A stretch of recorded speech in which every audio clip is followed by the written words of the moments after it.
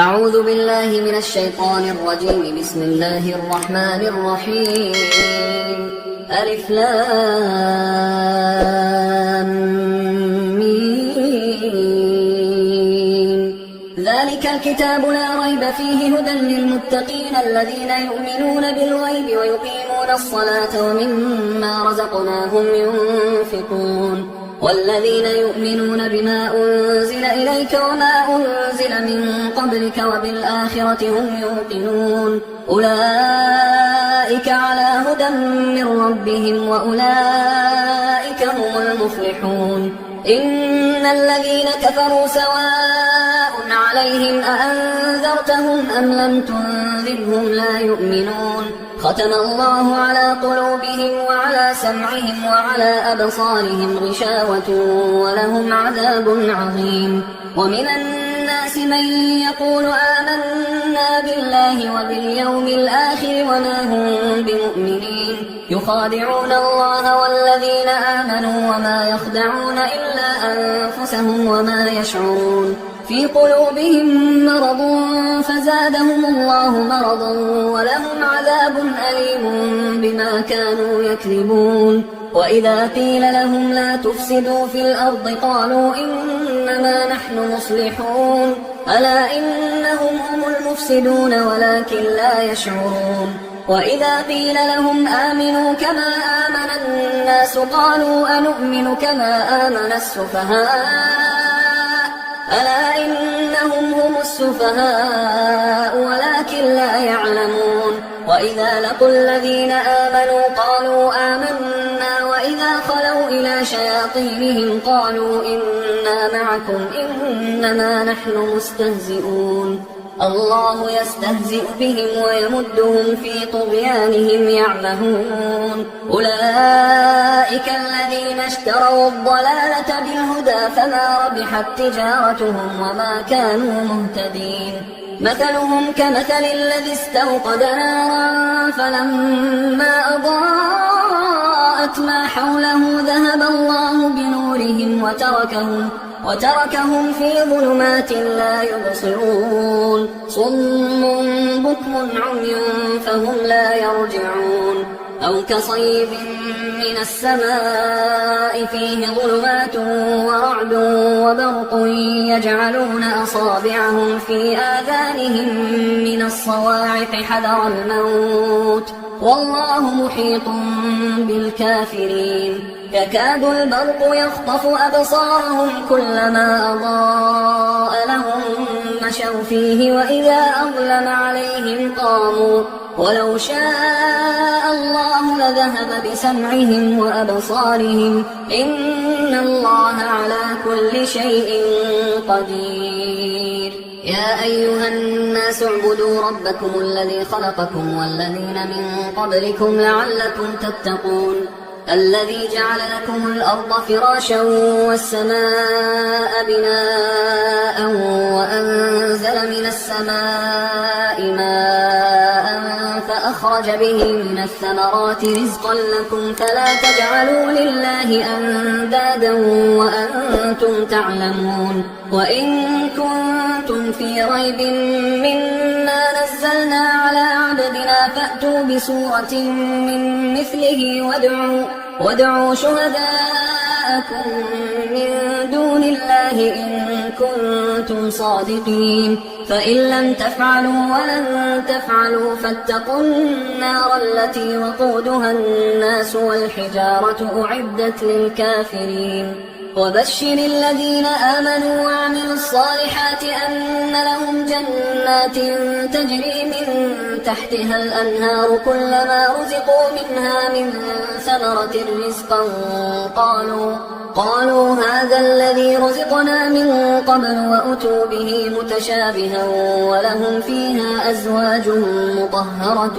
وهم فيها خالدون. إن إن الله لا يستحيي أن يضرب مثلا ما بعوضة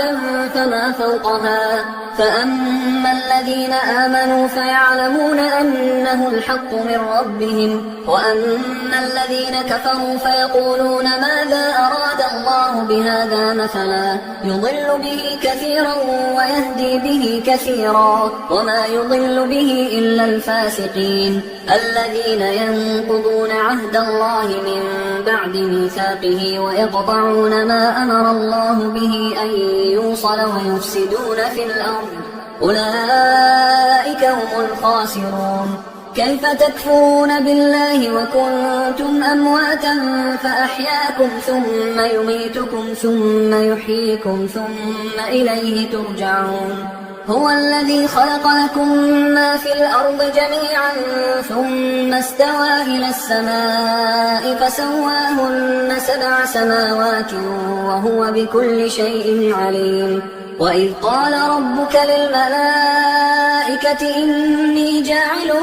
في الأرض خليفة قالوا أتجعل فيها من يفسد فيها ويسفك الدماء ونحن نسبح بحمدك ونقدس لك قال إني أعلم ما لا تعلمون وعلم آدم الأسماء كلها ثم عرضهم على الملائكة فقال أنبئوني بأسماء هؤلاء إن كنتم صادقين قالوا سبحانك لا علم لنا إلا ما علمتنا إنك أنت العليم الحكيم قال يا آدم أنبئهم بأسمائهم فلما أنبأهم بأسمائهم قال ألم أقل لكم إني أعلم غيب السماوات والأرض وأعلم ما تبدون وما كنتم تكتمون وإذ قلنا للملائكة اسجدوا لآدم فسجدوا إلا إبليس أبى واستكبر وكان من الكافرين وقلنا يا آدم اسكن أنت وزوجك الجنة وكلا منها رغدا حيث شئتما ولا تقربا هذه الشجرة فتكونا من الظالمين فأزلهما الشيطان عنها فأخرجهما مما كانا فيه وقلنا اهبطوا بعضكم لبعض عدو ولكم في الأرض مستقر ومتاع إلى حين فتلقى آدم من ربه كلمات فتاب عليه إنه هو التواب الرحيم قلنا اهبطوا منها جميعا فإما يأتينكم مني هدى فمن تبع هداي فلا خوف عليهم ولا هم يحزنون والذين كفروا وكذبوا بآياتنا أولئك أصحاب النار هم فيها خالدون يا بني إسرائيل اذكروا نعمتي التي أنعمت عليكم وأوفوا بعهدي أوف بعهدكم وإياي فارهبون وآمنوا بما أنزلت مصدقا لما معكم ولا تكونوا أول كافر به ولا تشتروا بآياتي ثمنا قليلا وإياي فاتقون ولا تلبسوا الحق بالباطل وتكتموا الحق وأنتم تعلمون وأقيموا الصلاة وآتوا الزكاة واركعوا مع الراكعين أتأمرون الناس بالبر وتنسون أنفسكم وأنتم تتلون الكتاب أفلا تعقلون واستعينوا بالصبر والصلاة وإنها لكبيرة إلا على الخاشعين الذين يظنون أنهم ملاقو ربهم وأنهم إليه راجعون يا بني إسرائيل اذكروا نعمتي التي أنعمت عليكم وأني فضلتكم على العالمين واتقوا يوما لا تجزي نفس عن نفس شيئا ولا يقبل منها شفاعة ولا يؤخذ منها عدل ولا هم ينصرون وإذ نجيناكم من آل فرعون يسومونكم سوء العذاب يذبحون أبناءكم ويستحيون نساءكم وفي ذلكم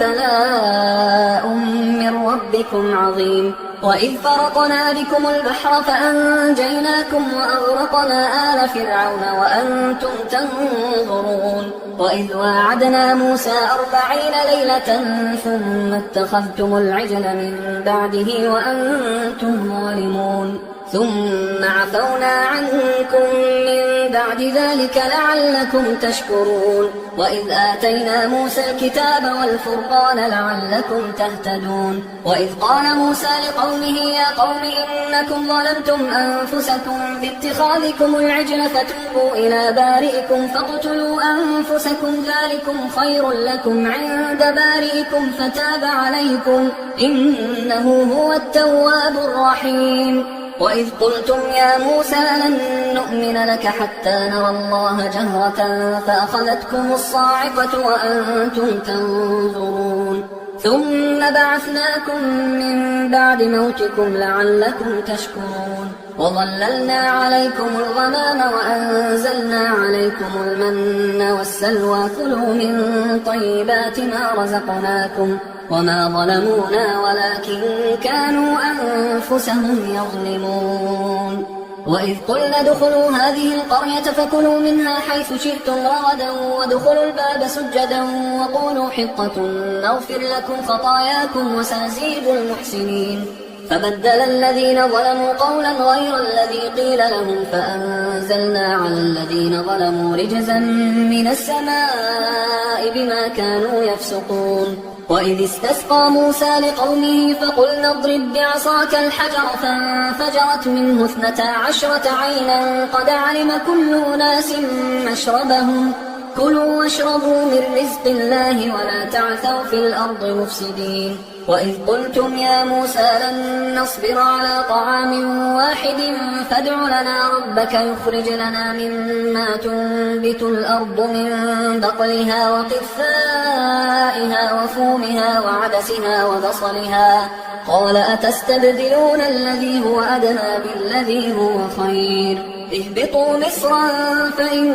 لكم ما سألتم وضربت عليهم الذلة والمسكنة وباءوا بغضب من الله ذلك بأنهم كانوا يكفرون بآيات الله ويقتلون النبيين بغير الحق ذلك بما عصوا وكانوا يعتدون إن الذين آمنوا والذين هادوا والنصارى والصابئين من آمن بالله واليوم الآخر وعمل صالحا فلهم أجرهم عند ربهم ولا خوف عليهم ولا هم يحزنون وإذ أخذنا ميثاقكم ورفعنا فوقكم الطور خذوا ما آتيناكم بقوة واذكروا ما فيه لعلكم تتقون ثم توليتم من بعد ذلك فلولا فضل الله عليكم ورحمته لكنتم من الخاسرين ولقد علمتم الذين اعتدوا منكم في السبت فقلنا لهم كونوا قردة خاسئين فجعلناها نكالا لما بين يديها وما خلفها وموعظة للمتقين وإذ قال موسى لقومه إن الله يأمركم أن تذبحوا بقرة قالوا أتتخذنا هزوا قال أعوذ بالله أن أكون من الجاهلين قالوا ادع لنا ربك يبين لنا ما هي قال إنه يقول إنها بقرة لا فارض ولا بكر عوان بين ذلك فافعلوا ما تؤمرون قالوا ادع لنا ربك يبين لنا ما لونها قال إنه يقول إنها بقرة صفراء فاقع لونها تسر الناظرين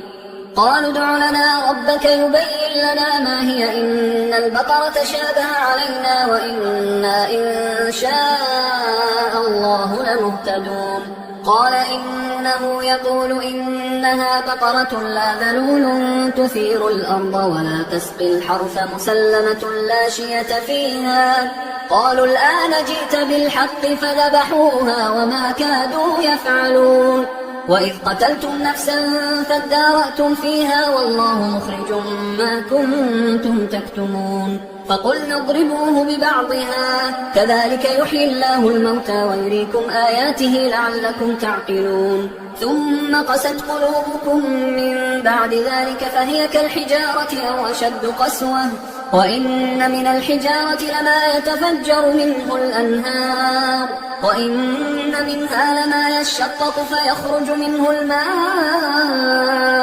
وإن منها لما يهبط من خشية الله وما الله بغافل عما تعملون أفتطمعون أن يؤمنوا لكم وقد كان فريق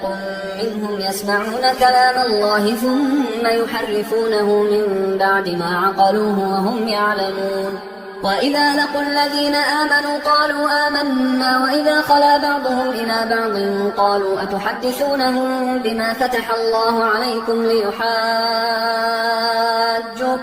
به عند ربكم أفلا تعقلون أولا يعلمون أن الله يعلم ما يسرون وما يعلنون ومنهم أميون لا يعلمون الكتاب إلا أماني وإن هم إلا يظنون فويل للذين يكتبون الكتاب بأيديهم ثم يقولون هذا من عند الله ليشتروا به ثمنا قليلا فويل لهم مما كتبت أيديهم وويل لهم مما يكسبون وقالوا لن تمسنا النار إلا أياما معدودة قل أتخذتم عند الله عهدا فلن يخلف الله عهده أم تقولون على الله ما لا تعلمون بلى من كسب سيئة وأحاطت به خطيئته فأولئك أصحاب النار هم فيها خالدون والذين آمنوا وعملوا الصالحات أولئك أصحاب الجنة هم فيها خالدون وإذ أخذنا ميثاق بني إسرائيل لا تعبدون إلا الله وبالوالدين إحسانا وذي القربى واليتامى والمساكين وقولوا للناس حسنا وأقيموا الصلاة وآتوا الزكاة ثم توليتم إلا قليلا منكم وأنتم معرضون وإذ أخذنا ميثاقكم لا تسفكون دماءكم ولا تخرجون أنفسكم من دياركم ثم أقررتم وأنتم تشهدون ثم أنتم هؤلاء تقتلون أنفسكم وتخرجون فريقا منكم من ديارهم تظاهرون عليهم بالإثم والعدوان وإن يأتوكم أسارى تفادوهم وهو محرم عليكم إخراجهم أفتؤمنون ببعض الكتاب وتكفرون ببعض فما جزاء من يفعل ذلك منكم إلا خزي في الحياة الدنيا ويوم القيامة يردون إلى أشد العذاب وما الله بغافل عما تعملون أولئك الذين اشتروا الحياة الدنيا بالآخرة فلا يخفف عنهم العذاب ولا هم ينصرون ولقد آتينا موسى الكتاب وقفينا من بعده بالرسل وآتينا عيسى ابن مريم البينات وأيدناه بروح القدس أفكلما جاءكم رسول بما لا تهوى أنفسكم استكبرتم ففريقا كذبتم وفريقا تقتلون وقالوا قلوبنا غلف بل لعنهم الله بكفرهم فقليلا ما يؤمنون ولما جاءهم كتاب من عند الله مصدق لما معهم وكانوا من قبل يستفتحون على الذين كفروا فلما جاءهم ما عرفوا كفروا به فلعنة الله على الكافرين بئس ما اشتروا به أنفسهم أن يكفروا بما أنزل الله بغيا أن ينزل الله من فضله على من يشاء من عباده فباءوا بغضب على غضب وللكافرين عذاب مهين وإذا قيل لهم آمنوا بما أنزل الله قالوا نؤمن بما أنزل علينا ويكفرون بما وراءه وهو الحق مصدقا لما معهم قل فلم تقتلون أنبياء الله من قبل إن كنتم مؤمنين ولقد جاءكم موسى بالبينات ثم اتخذتم العجل من بعده وأنتم ظالمون وإذ أخذنا ميثاقكم ورفعنا فوقكم الطور خذوا ما آتيناكم بقوة واسمعوا قالوا سمعنا وعصينا وأشربوا في قلوبهم العجل بكفرهم قل بئس ما يأمركم به إيمانكم إن كنتم مؤمنين قل إن كانت لكم الدار الآخرة عند الله خالصة من دون الناس فتمنوا الموت إن كنتم صادقين ولن يتمنوه أبدا بما قدمت أيديهم والله عليم بالظالمين ولتجدنهم أحرص الناس على حياة ومن الذين أشركوا يود أحدهم لو يعمر 1000 سنة وما هو بمزحزحه من العذاب أن يعمر والله بصير بما يعملون قل من كان عدوا لجبريل فإنه نزله على قلبك بإذن الله مصدقا لما بين يديه وهدى وبشرى للمؤمنين من كان عدوا لله وملائكته ورسله وجبريل وميكال فإن الله عدو للكافرين ولقد أنزلنا إليك آيات بينات وما يكفر بها إلا الفاسقون أوكلما عاهدوا عهدا نبذه فريق منهم بل أكثرهم لا يؤمنون ولما جاءهم رسول من عند الله مصدق لما معهم نبذ فريق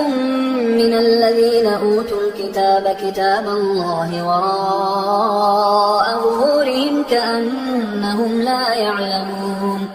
واتبعوا ما تتلو الشياطين على ملك سليمان وما كفر سليمان ولكن الشياطين كفروا يعلمون الناس السحر وما أنزل على الملكين ببابل هاروت وماروت وما يعلمان من أحد حتى يقولا إنما نحن فتنة فلا تكفر فيتعلمون منهما ما يفرقون به بين المرء وزوجه وما هم بضارين به من أحد إلا بإذن الله ويتعلمون ما يضرهم ولا ينفعهم ولقد علموا لمن اشتراه ما له في الآخرة من خلاق ولبئس ما شروا به أنفسهم لو كانوا يعلمون ولو أنهم آمنوا واتقوا لمثوبة من عند الله خير لو كانوا يعلمون يا أيها الذين آمنوا لا تقولوا راعنا وقولوا انظرنا واسمعوا وللكافرين عذاب أليم ما يود الذين كفروا من أهل الكتاب ولا المشركين أن ينزل عليكم من خير من ربكم والله يختص برحمته من يشاء والله ذو الفضل العظيم ما ننسخ من آية أو ننسها نأت بخير منها أو مثلها ألم تعلم أن الله على كل شيء قدير ألم تعلم أن الله له ملك السماوات والأرض وما لكم من دون الله من ولي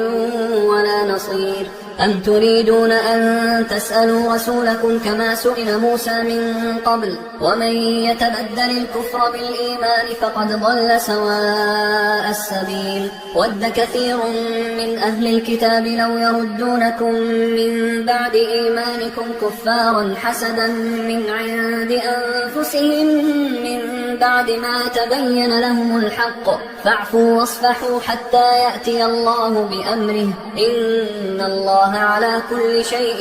قدير وأقيموا الصلاة وآتوا الزكاة وما تقدموا لأنفسكم من خير تجدوه عند الله إن الله بما تعملون بصير. وقالوا لن يدخل الجنة إلا من كان هودا أو نصارى تلك أمانيهم قل هاتوا برهانكم إن كنتم صادقين بلى من أسلم وجهه لله وهو محسن فله أجره عند ربه ولا خوف عليهم ولا هم يحزنون. وقالت اليهود ليست النصارى على شيء وقالت النصارى ليست اليهود على شيء وهم يتلون الكتاب كذلك قال الذين لا يعلمون مثل قولهم فالله يحكم بينهم يوم القيامة فيما كانوا فيه يختلفون. ومن أظلم ممن منع مساجد الله أن يذكر فيها اسمه وسعى في خرابها أولئك ما كان لهم أن يدخلوها إلا خائفين لهم في الدنيا خزي ولهم في الآخرة عذاب عظيم. ولله المشرق والمغرب فأينما تولوا فثم وجه الله إن الله واسع عليم. وقالوا اتخذ الله ولدا سبحانه بل له ما في السماوات والأرض كل له قانتون بديع السماوات والأرض وإذا قضى أمرا فإنما يقول له كن فيكون. وقال الذين لا يعلمون لولا يكلمنا الله أو تأتينا آية كذلك قال الذين من قبلهم مثل قولهم تشابهت قلوبهم قد بينا الآيات لقوم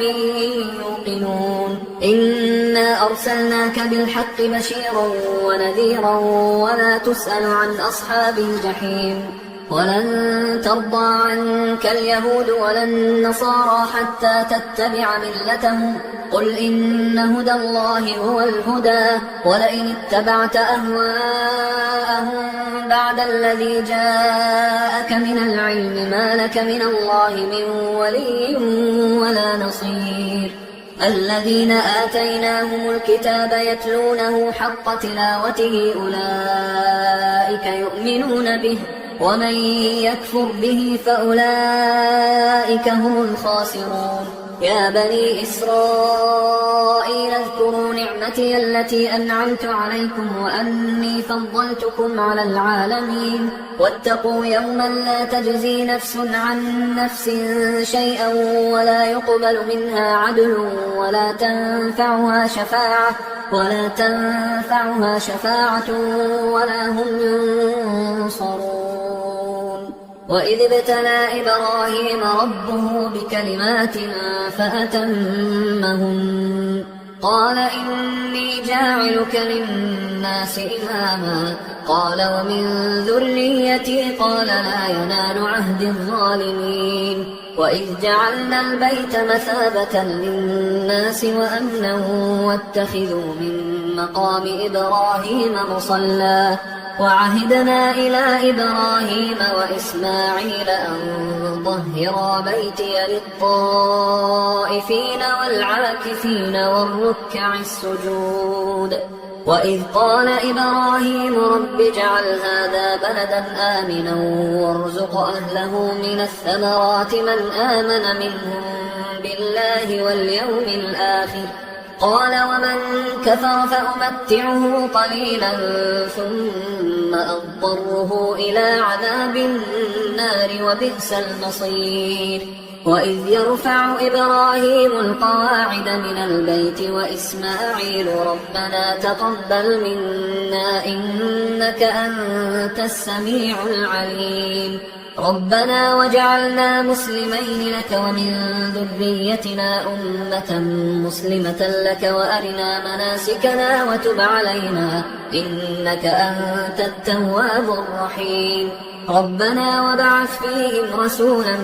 منهم يتلو عليهم آياتك ويعلمهم الكتاب والحكمة ويزكيهم إنك أنت العزيز الحكيم. ومن يرغب عن ملة إبراهيم إلا من سفه نفسه ولقد اصطفيناه في الدنيا وإنه في الآخرة لمن الصالحين إذ قال له ربه أسلم قال أسلمت لرب العالمين ووصى بها إبراهيم بنيه ويعقوب يا بني إن الله اصطفى لكم الدين فلا تموتن إلا وأنتم مسلمون أم كنتم شهداء إذ حضر يعقوب الموت إذ قال لبنيه ما تعبدون من بعدي قالوا نعبد إلهك وإله آبائك إبراهيم وإسماعيل وإسحاق إلها واحدا ونحن له مسلمون تلك أمة قد خلت لها ما كسبت ولكم ما كسبتم ولا تسألون عما كانوا يعملون وقالوا كونوا هودا أو نصارى تهتدوا قل بل ملة إبراهيم حنيفا وما كان من المشركين قولوا آمنا بالله وما أنزل إلينا وما أنزل إلى إبراهيم وإسماعيل وإسحاق ويعقوب والأسباط وما أوتي موسى وعيسى وما أوتي النبيون من ربهم لا نفرق بين أحد منهم ونحن له مسلمون فإن آمنوا بمثل ما آمنتم به فقد اهتدوا وإن تولوا فإنما هم في شقاق فسيكفيكهم الله وهو السميع العليم صبغة الله ومن أحسن من الله صبغة ونحن له عابدون قل أتحاجوننا في الله وهو ربنا وربكم ولنا أعمالنا ولكم أعمالكم ونحن له مخلصون أم تقولون إن إبراهيم وإسماعيل وإسحاق ويعقوب والأسباط كانوا هودا أو نصارى قل أأنتم أعلم أم الله ومن أظلم ممن كتم شهادة عنده من الله وما الله بغافل عما تعملون تلك أمة قد خلت لها ما كسبت ولكم ما كسبتم ولا تسألون عما كانوا يعملون سيقول السفهاء من الناس ما ولاهم عن قبلتهم التي كانوا عليها قل لله المشرق والمغرب يهدي من يشاء إلى صراط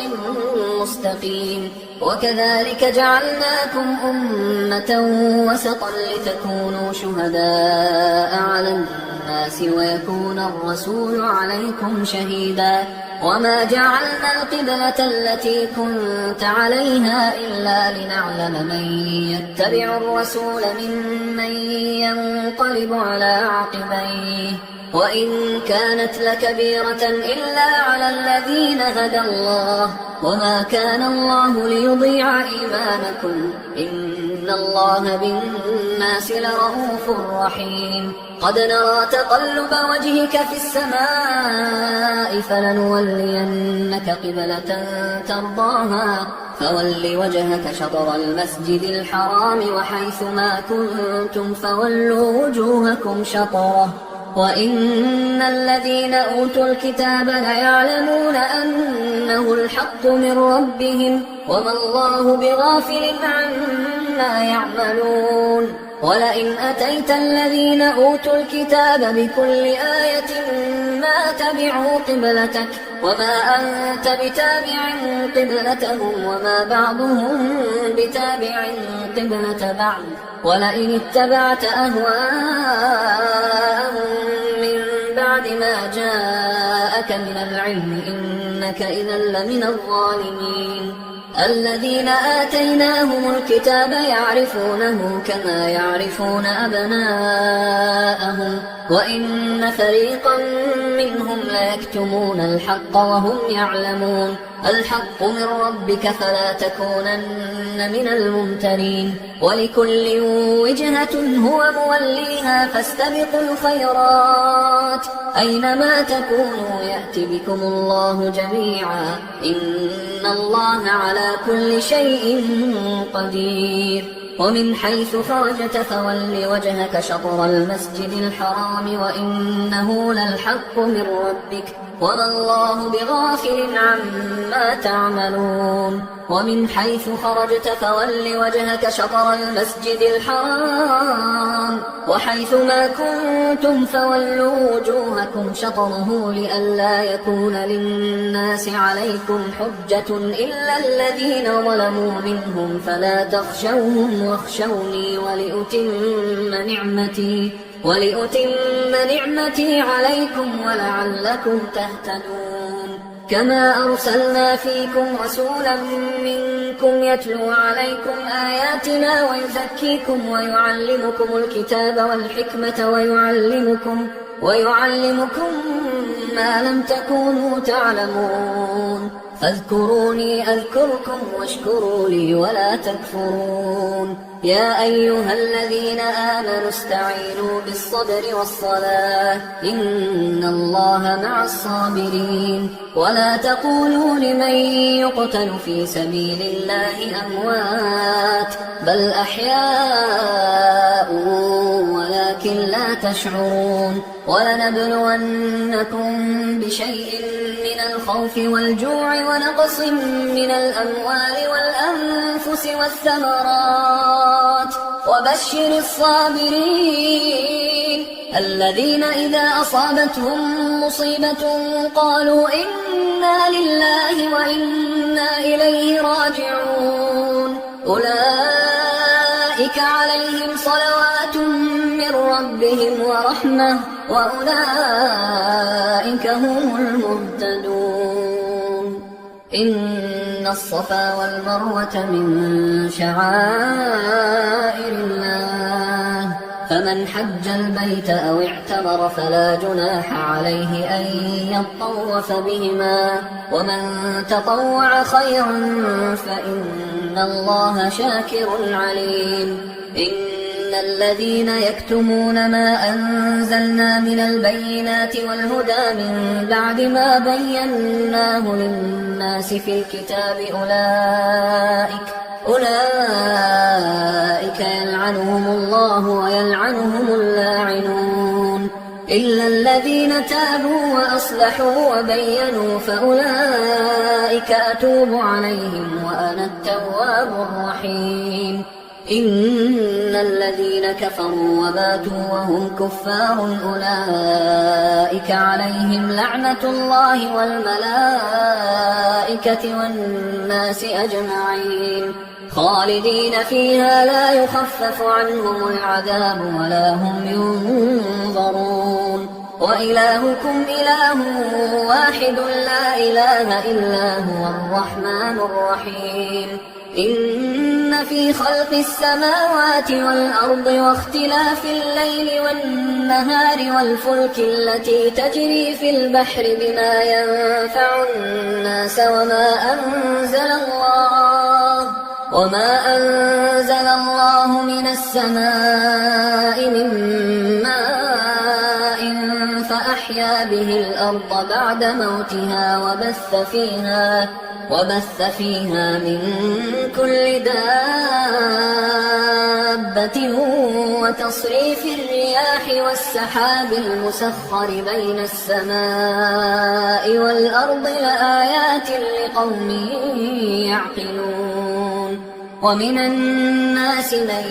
يتخذ من دون الله أندادا يحبونهم كحب الله والذين آمنوا أشد حبا لله. ولو يرى الذين ظلموا إذ يرون العذاب أن القوة لله جميعا وأن الله شديد العذاب. إذ تبرأ الذين اتبعوا من الذين اتبعوا ورأوا العذاب وتقطعت بهم الأسباب وقال الذين اتبعوا لو أن لنا كرة فنتبرأ منهم كما تبرأوا منا كذلك يريهم الله أعمالهم حسرات عليهم وما هم بخارجين من النار. يا أيها الناس كلوا مما في الأرض حلالا طيبا ولا تتبعوا خطوات الشيطان إنه لكم عدو مبين. إنما يأمركم بالسوء والفحشاء وأن تقولوا على الله ما لا تعلمون. وإذا قيل لهم اتبعوا ما أنزل الله قالوا بل نتبع ما ألفينا عليه آباءنا أولو كان آباؤهم لا يعقلون شيئا ولا يهتدون. ومثل الذين كفروا كمثل الذي ينعق بما لا يسمع إلا دعاء ونداء صم بكم عمي فهم لا يعقلون. يا أيها الذين آمنوا كلوا من طيبات ما رزقناكم واشكروا لله إن كنتم إياه تعبدون. إنما حرم عليكم الميتة والدم ولحم الخنزير وما أهل به لغير الله فمن اضطر غير باغ ولا عاد فلا إثم عليه إن الله غفور رحيم. إن الذين يكتمون ما أنزل الله من الكتاب ويشترون به ثمنا قليلا أولئك ما يأكلون في بطونهم إلا النار ولا يكلمهم الله يوم القيامة ولا يزكيهم ولهم عذاب أليم. أولئك الذين اشتروا الضلالة بالهدى والعذاب بالمغفرة فما أصبرهم على النار ذلك بأن الله نزل الكتاب بالحق وإن الذين اختلفوا في الكتاب لفي شقاق بعيد. ليس البر أن تولوا وجوهكم قبل المشرق والمغرب ولكن البر من آمن بالله واليوم الآخر والملائكة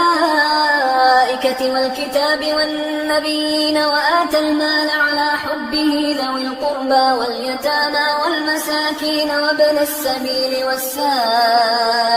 وفي الرقاب وأقام الصلاة وآتى الزكاة والموفون بعهدهم إذا عاهدوا والصابرين في البأساء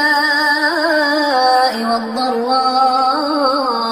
وحين البأس أولئك الذين صدقوا وأولئك هم المتقون. يا أيها الذين آمنوا كتب عليكم القصاص في القتلى الحر بالحر والعبد بالعبد والأنثى بالأنثى فمن عفي له من أخيه شيء فاتباع بالمعروف وأداء إليه بإحسان ذلك تخفيف من ربكم ورحمة فمن اعتدى بعد ذلك فله عذاب أليم. ولكم في القصاص حياة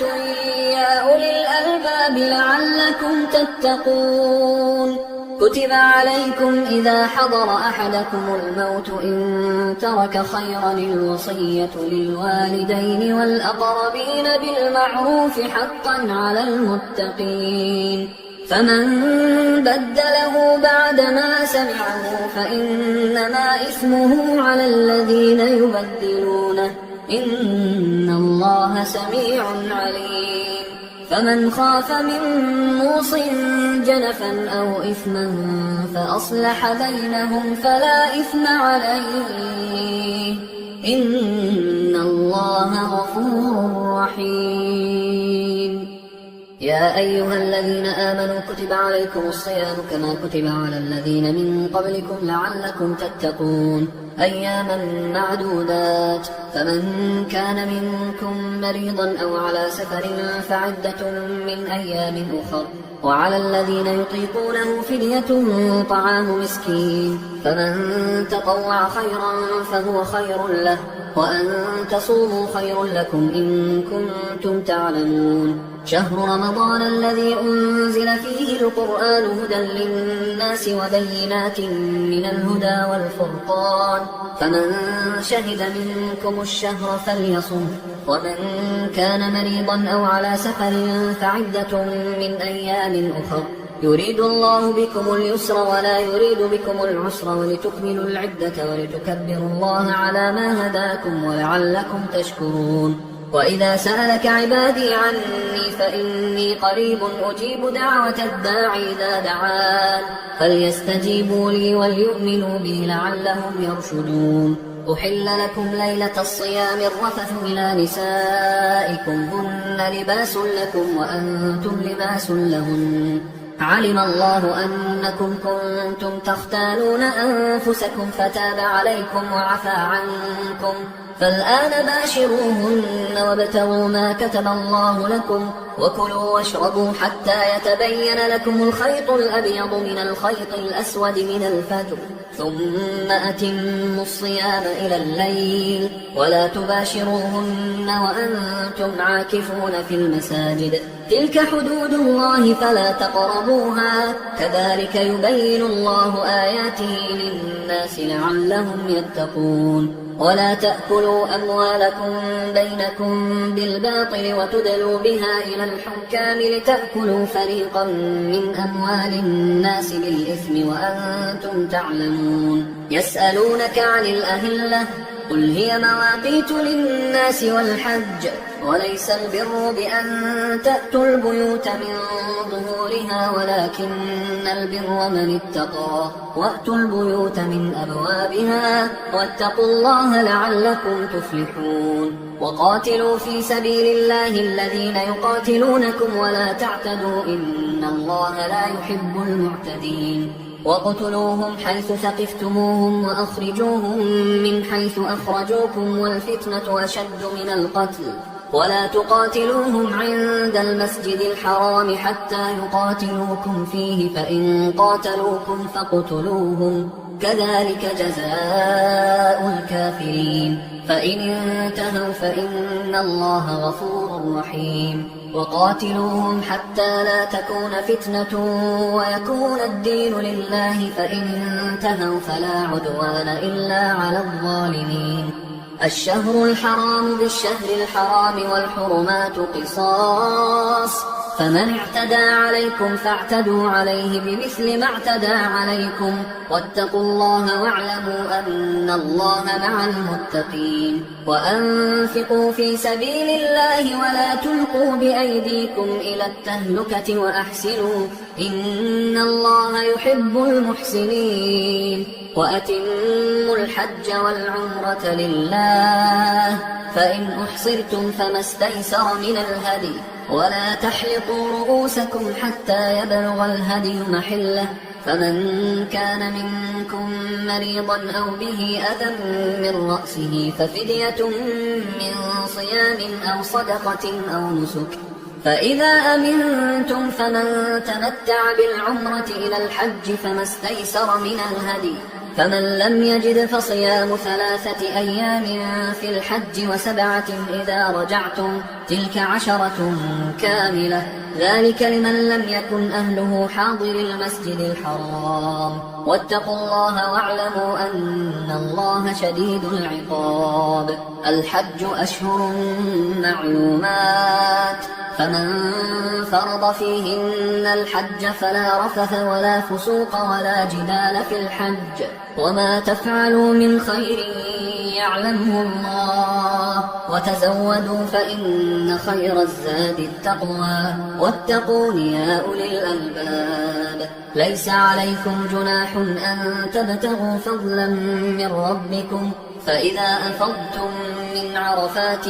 فاذكروا الله عند المشعر الحرام واذكروه كما هداكم وإن كنتم من قبله لمن الضالين.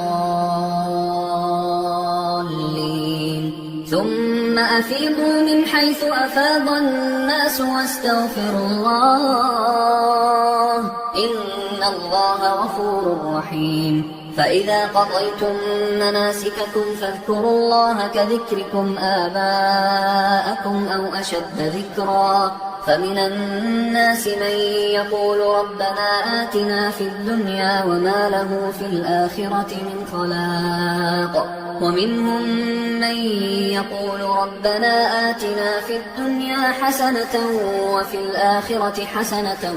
وقنا عذاب النار. أولئك لهم نصيب مما كسبوا والله سريع الحساب. واذكروا الله في أيام معدودات، فمن تعجل في يومين فلا إثم عليه ومن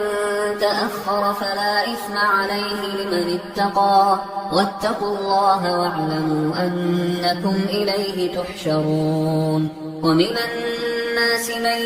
يعجبك قوله في الحياة الدنيا ويشهد الله على ما في قلبه وهو ألد الخصام. وإذا تولى سعى في الأرض ليفسد فيها ويهلك الحرث والنسل والله لا يحب الفساد. وإذا قيل له اتق الله أخذته العزة بالإثم فحسبه جهنم ولبئس المهاد. ومن الناس من يشري نفسه ابتغاء مرضات الله والله رؤوف بالعباد. يا أيها الذين آمنوا ادخلوا في السلم كافة ولا تتبعوا خطوات الشيطان إنه لكم عدو مبين. فإن زللتم من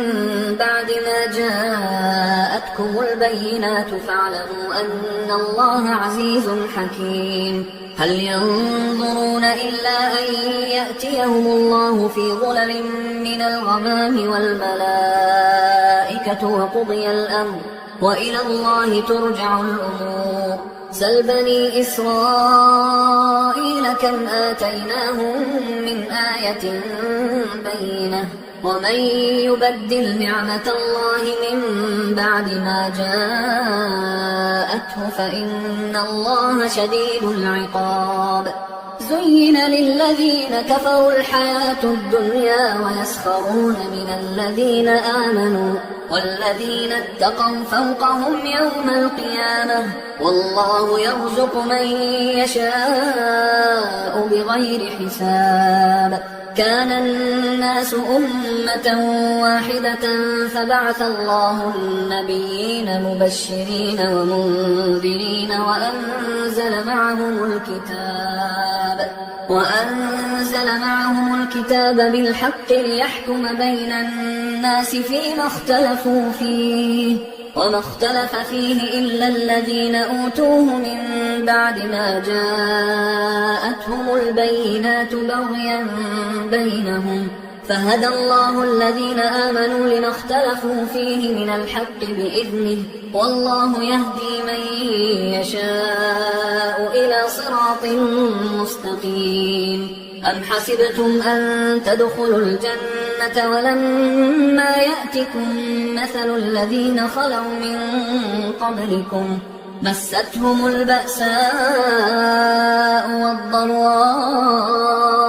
وزلزلوا حتى يقول الرسول والذين آمنوا معه متى نصر الله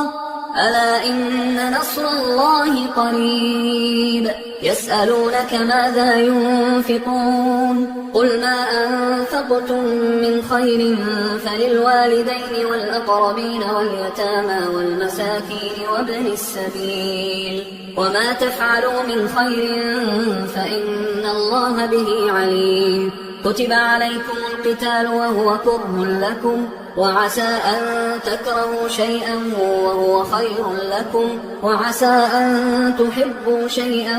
وهو شر لكم والله يعلم وأنتم لا تعلمون يسألونك عن الشهر الحرام قتال فيه قل قتال فيه كبير وصد عن سبيل الله وكفر به والمسجد الحرام وإخراج أهله منه أكبر عند الله والفتنة أكبر من القتل ولا يزالون يقاتلونكم حتى يردوكم عن دينكم إن استطاعوا ومن يرتد منكم عن دينه فيمت وهو كافر فأولئك حبطت أعمالهم في الدنيا والآخرة وأولئك أصحاب النار هم فيها خالدون إن الذين آمنوا والذين هاجروا وجاهدوا في سبيل الله أولئك يرجون رحمة الله والله غفور رحيم يسألونك عن الخمر والميسر قل فيهما إثم كبير ومنافع للناس وإثمهما أكبر من نفعهما ويسألونك ماذا ينفقون قل العفو كذلك يبين الله لكم الآيات لعلكم تتفكرون في الدنيا والآخرة ويسألونك عن اليتامى قل إصلاح لهم خير وإن تخالطوهم فإخوانكم والله يعلم المفسد من المصلح ولو شاء الله لأعنتكم إن الله عزيز حكيم ولا تنكحوا المشركات حتى يؤمنوا ولأمة مؤمنة خير من مشركة ولو أعجبتكم ولا تنكحوا المشركين حتى يؤمنوا ولعبد مؤمن خير من مشرك ولو أعجبكم أولئك يدعون إلى النار والله يدعو إلى الجنة والمغفرة بإذنه ويبين آياته للناس لعلهم يتذكرون ويسألونك عن المحيض قل هو أذى فاعتزلوا النساء في المحيض ولا تقربوهن حتى يطهرن فإذا تطهرن فأتوهن من حيث أمركم الله إن الله يحب التوابين ويحب المتطهرين نساؤكم حرث لكم فأتوا حرثكم أنى شئتم وقدموا لأنفسكم واتقوا الله واعلموا أنكم ملاقوه وبشر المؤمنين ولا تجعلوا الله عرضة لأيمانكم أن تبروا وتتقوا وتصلحوا بين الناس والله سميع عليم لا يؤاخذكم الله باللغو في أيمانكم ولكن يؤاخذكم بما كسبت قلوبكم والله غفور حليم للذين يؤلون من نسائهم تربص 4 أشهر فإن فاءوا فإن الله غفور رحيم وإن عزموا الطلاق فإن الله سميع عليم والمطلقات يتربصن بأنفسهن 3 قروء ولا يحل لهن أن يكتمن ما خلق الله في أرحامهن إن كن يؤمن بالله واليوم الآخر وبعولتهن أحق بردهن في ذلك إن أرادوا إصلاحا ولهن مثل الذي عليهن بالمعروف وللرجال عليهن درجة والله عزيز حكيم الطلاق 2 فإمساك بمعروف أو تسريح بإحسان ولا يحل لكم أن تأخذوا مما آتيتموهن شيئا إلا أن يخافا ألا يقيما حدود الله فإن خفتم ألا يقيما حدود الله فلا جناح عليهما فيما افتدت به تلك حدود الله فلا تعتدوها ومن يتعد حدود الله فأولئك هم الظالمون. فإن طلقها فلا تحل له من بعد حتى تنكح زوجا غيره. فإن طلقها فلا جناح عليهما أن يتراجعا إن ظنا أن يقيما حدود الله وتلك حدود الله يبينها لقوم يعلمون. وإذا طلقتم النساء فبلغن أجلهن فأمسكوهن بمعروف أو سرحوهن بمعروف ولا تمسكوهن ضرارا لتعتدوا ومن يفعل ذلك فقد ظلم نفسه. ولا تتخذوا آيات الله هزوا واذكروا نعمة الله عليكم وما أنزل عليكم من الكتاب والحكمة يعظكم به واتقوا الله واعلموا أن الله بكل شيء عليم. وإذا طلقتم النساء فبلغن أجلهن فلا تعضلوهن أن ينكحن أزواجهن إذا تراضوا بينهم بالمعروف ذلك يوعظ به من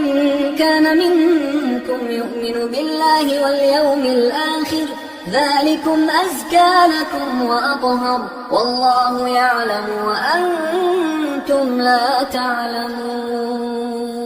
والوالدات يرضعن أولادهن حولين كاملين لمن أراد أن يتم الرضاعة وعلى المولود له رزقهن وكسوتهن بالمعروف لا تكلف نفس إلا وسعها لا تضار والدة بولدها ولا مولود له بولده وعلى الوارث مثل ذلك فإن أرادا فصالا عن تراض منهما وتشاور فلا جناح عليهما. وإن أردتم أن تسترضعوا أولادكم فلا جناح عليكم إذا سلمتم ما آتيتم بالمعروف واتقوا الله واعلموا أن الله بما تعملون بصير. والذين يتوفون منكم ويذرون أزواجا يتربصن بأنفسهن 4 أشهر و10 فإذا بلغن أجلهن فلا جناح عليكم فيما فعلن في أنفسهن بالمعروف والله بما تعملون خبير. ولا جناح عليكم فيما عرضتم به من خطبة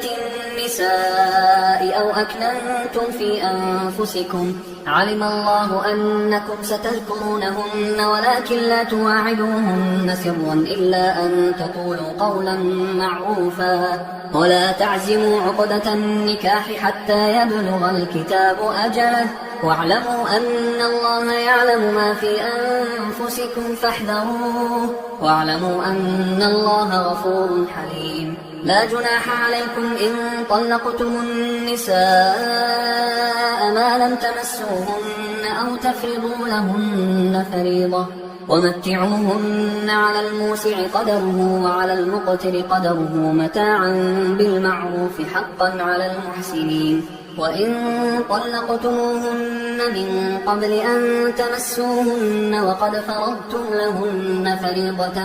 فنصف ما فرضتم إلا أن يعفون أو يعفو الذي بيده عقدة النكاح وأن تعفوا أقرب للتقوى ولا تنسوا الفضل بينكم إن الله بما تعملون بصير. حافظوا على الصلوات والصلاة الوسطى وقوموا لله قانتين فإن خفتم فرجالا أو ركبانا فإذا أمنتم فاذكروا الله كما علمكم ما لم تكونوا تعلمون. والذين يتوفون منكم ويذرون أزواجا وصية لأزواجهم متاعا إلى الحول غير إخراج فإن خرجن فلا جناح عليكم فيما فعلن في أنفسهن من معروف والله عزيز حكيم. وللمطلقات متاع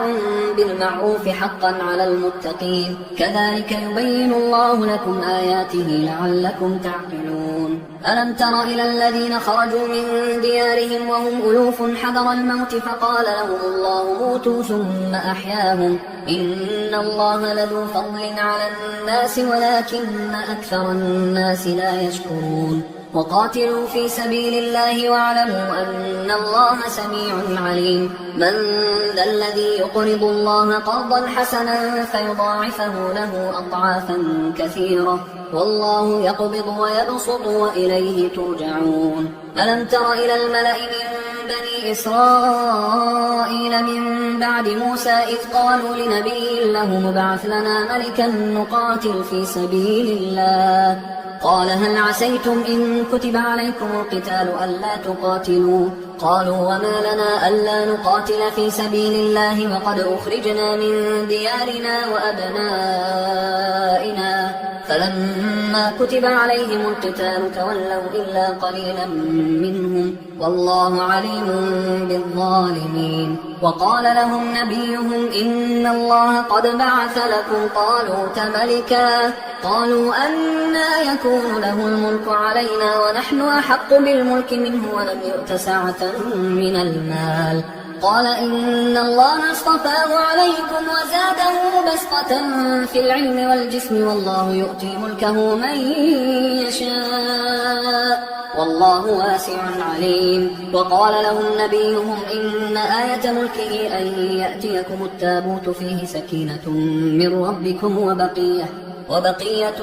مما ترك آل موسى وآل هارون تحمله الملائكة إن في ذلك لآية لكم إن كنتم مؤمنين. فلما فصل طالوت بالجنود قال إن الله مبتليكم بنهر فمن شرب منه فليس مني ومن لم يطعمه فإنه مني إلا من اغترف غرفة بيده فشربوا منه إلا قليلا منهم فلما جاوزه هو والذين آمنوا معه قالوا لا طاقة لنا اليوم بجالوت وجنوده قال الذين يظنون أنهم ملاقوا الله كم من فئة قليلة غلبت فئة كثيرة بإذن الله والله مع الصابرين. ولما برزوا لجالوت وجنوده قالوا ربنا أفرغ علينا صبرا وثبت أقدامنا وانصرنا على القوم الكافرين فهزموهم بإذن الله. وقتل داود جالوت وآتاه الله الملك والحكمة وعلمه مما يشاء ولولا دفع الله الناس بعضهم ببعض لفسدت الأرض ولكن الله ذو فضل على العالمين. تلك آيات الله نتلوها عليك بالحق وإنك لمن المرسلين. تلك الرسل فضلنا بعضهم على بعض منهم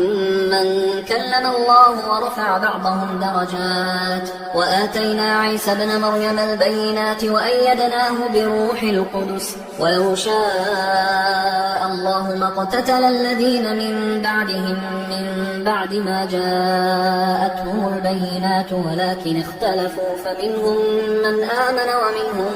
من كفر ولو شاء الله ما اقتتلوا ولكن الله يفعل ما يريد. يا أيها الذين آمنوا أنفقوا مما رزقناكم من قبل أن يأتي يوم لا بيع فيه ولا خلة ولا شفاعة والكافرون هم الظالمون. الله لا إله إلا هو الحي القيوم لا تأخذه سنة ولا نوم له ما في السماوات وما في الأرض من ذا الذي يشفع عنده إلا بإذنه يعلم ما بين أيديهم وما خلفهم ولا يحيطون بشيء من علمه إلا بما شاء وسع كرسيه السماوات والأرض ولا يؤوده حفظهما وهو العلي العظيم. لا إكراه في الدين قد تبين الرشد من الغي فمن يكفر بالطاغوت ويؤمن بالله فقد استمسك بالعروة الوثقى لا انفصام لها والله سميع عليم. الله ولي الذين آمنوا يخرجهم من الظلمات إلى النور والذين كفروا أولياؤهم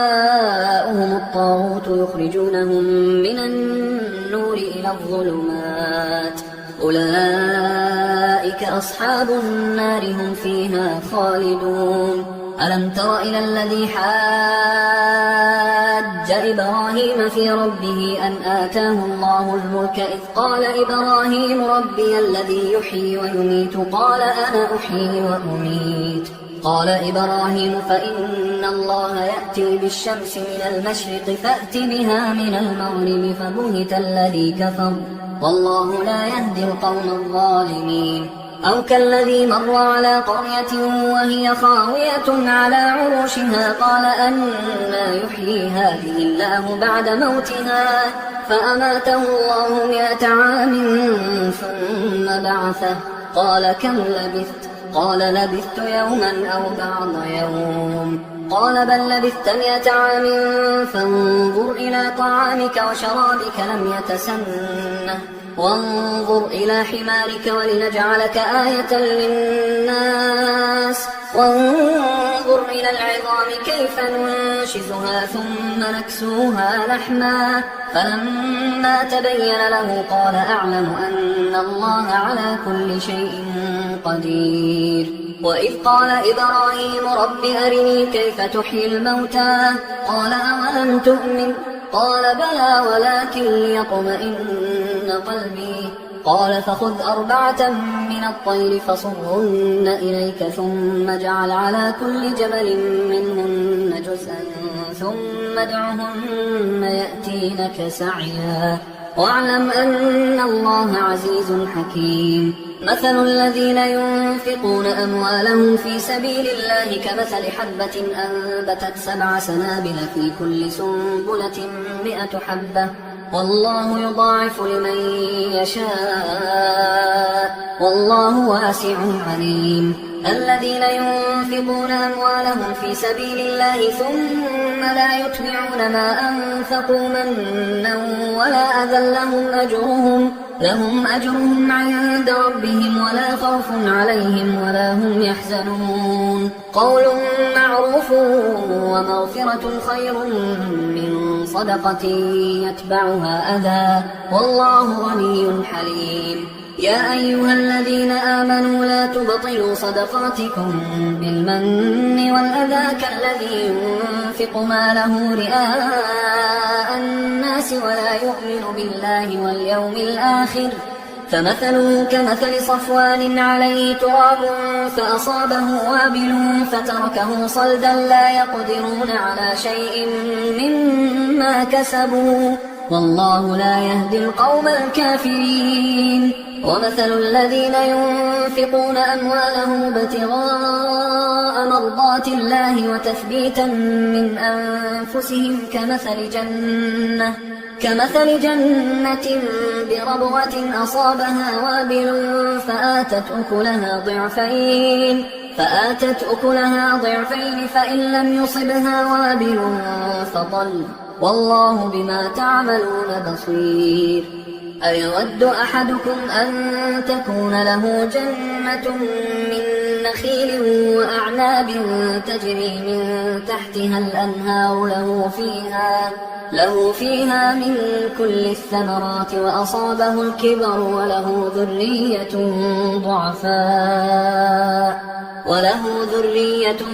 ضعفاء فأصابها إعصار فيه نار فاحترقت كذلك يبين الله لكم الآيات لعلكم تتفكرون يا أيها الذين آمنوا أنفقوا من طيبات ما كسبتم ومما أخرجنا لكم من الأرض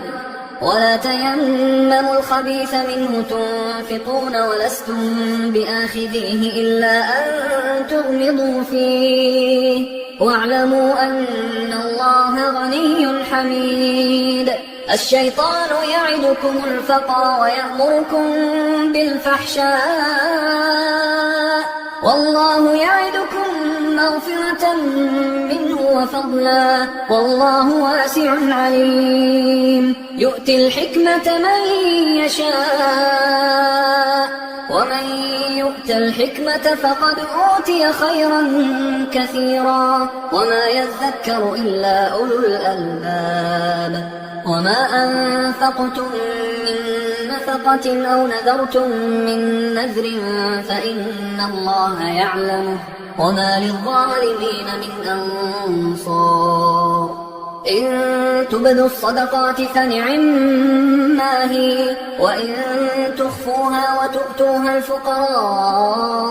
فهو خير لكم ويكفر عنكم من سيئاتكم والله بما تعملون خبير ليس عليك هداهم ولكن الله يهدي من يشاء وما تنفقوا من خير فلأنفسكم وما تنفقون إلا ابتغاء وجه الله وما تنفقوا من خير يوفى إليكم وأنتم لا تظلمون للفقراء الذين أحصروا في سبيل الله لا يستطيعون ضربا في الأرض يحسبهم الجاهل أغنياء من التعفف تعرفهم بسيماهم لا يسألون الناس إلحافا وما تنفقوا من خير فإن الله به عليم الذين ينفقون أموالهم بالليل والنهار سرا وعلانية فلهم أجرهم عند ربهم ولا خوف عليهم ولا هم يحزنون الذين يأكلون الربا لا يقومون إلا كما يقوم الذي يتخبطه الشيطان من المس ذلك بأنهم قالوا إنما البيع مثل الربا وأحل الله البيع وحرم الربا فمن جاءه موعظة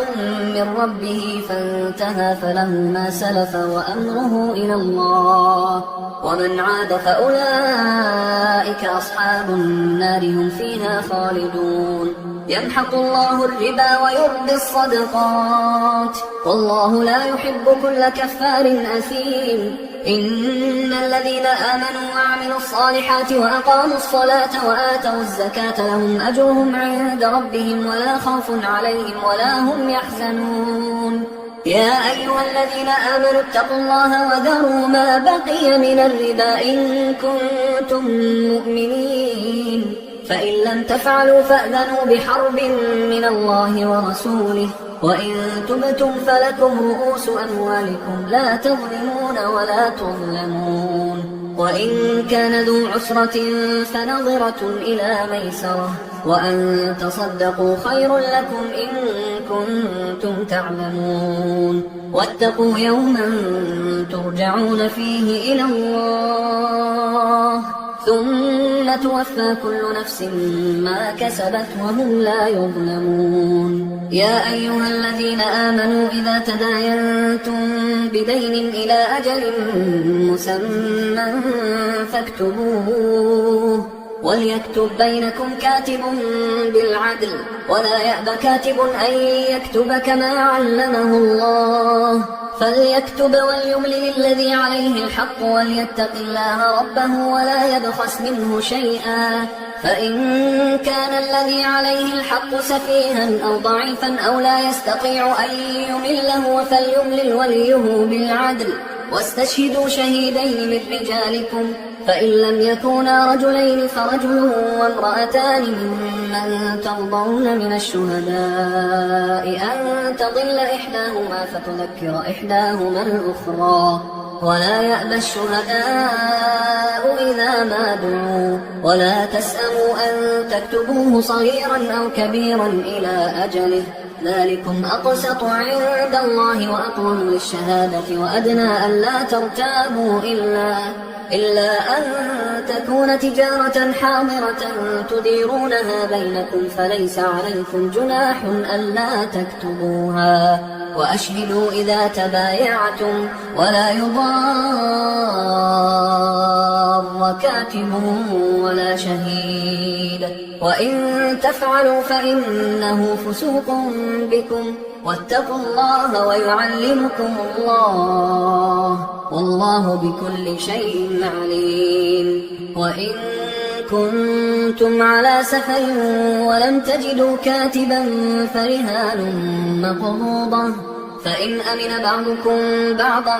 فليؤدي الذي اؤتمن أمانته وليتق الله ربه ولا تكتموا الشهادة ومن يكتمها فإنه آثم قلبه والله بما تعملون عليم. لله ما في السماوات وما في الأرض وإن تبدوا ما في أنفسكم أو تخفوه يحاسبكم به الله فيغفر لمن يشاء ويعذب من يشاء والله على كل شيء قدير. آمن الرسول بما أنزل إليه من ربه والمؤمنون كل آمن بالله وملائكته وكتبه ورسله لا نفرق بين أحد من رسله وقالوا سمعنا وأطعنا غفرانك ربنا وإليك المصير. لا يكلف الله نفسا إلا وسعها لها ما كسبت وعليها ما اكتسبت ربنا لا تؤاخذنا إن نسينا أو أخطأنا ربنا ولا تحمل علينا إصرا كما حملته على الذين من